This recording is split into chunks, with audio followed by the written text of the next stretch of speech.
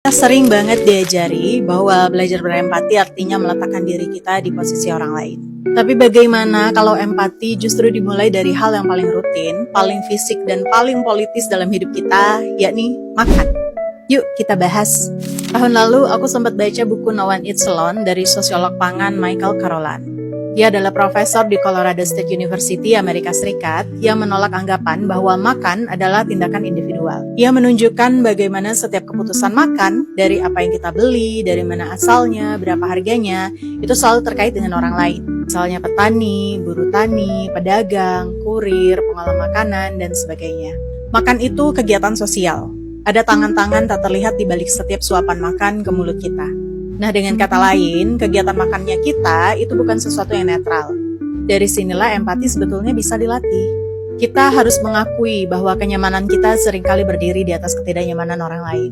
Prinsip yang dikemukakan Carolan dalam bukunya, meskipun berangkat dari konteks Amerika Serikat, justru terasa relevan juga loh di Indonesia. Misalnya nih, kita mudah membeli bawang merah di supermarket seharga puluh ribuan per kilo, tanpa tahu bahwa petani bawang mungkin hanya menerima sejumlah kecil dari harga itu karena panjangnya rantai distribusi dan juga tengkulak. Atau kita memilih sayuran impor karena tampak lebih bersih dan mengkilap, padahal petani lokal di dataran tinggi itu harus membuang sia-sia hasil panen yang nggak laku hanya karena dianggap bentuknya nggak pantas atau kurang menarik. Ya kira-kira hal seperti itu. Empati yang berbasis makanan harusnya berupa sebentuk kesadaran bahwa setiap suapan makanan itu terhubung ke struktur secara sosial yang lebih besar.